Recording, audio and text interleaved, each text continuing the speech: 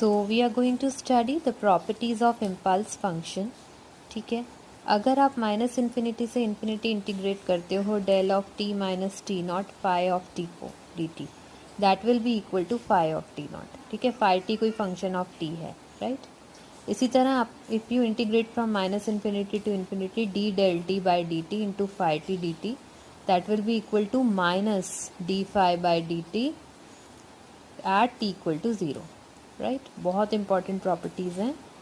Del of A T minus B is equal to 1 upon modulus of A del of T minus B by A should not be equal to zero. Del T equal to del minus T, very important.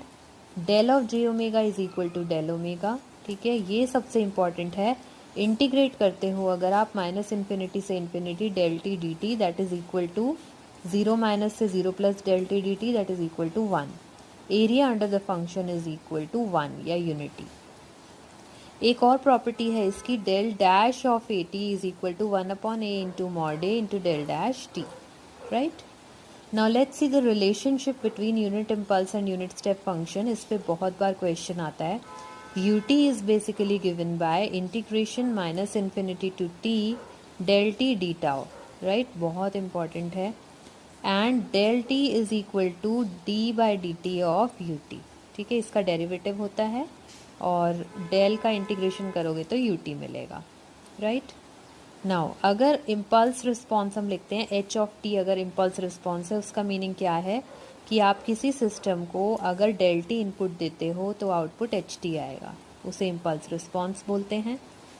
Del T को अगर आप denote करो एक del of triangle, ठीक है, triangle symbol use करेंगे तो इसका एरिया कितना होगा इस पर्टिकुलर रेक्टेंगल का, ये 1 बाय डेल्टा है, ये डेल्टा है, तो इट विल बी 1 ओनली. तो इस तरह आप डिनोट कर सकते हो where this triangle length is approaching 0.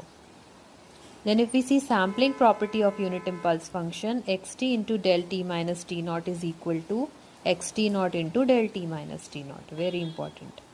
Del N ये है हमारा डिस्क्रीट टाइम डोमेन में, इसको हम लिख सकते हैं U of N minus U of N minus 1 and U N can be written as summation M equal to 0 to n del of m, right.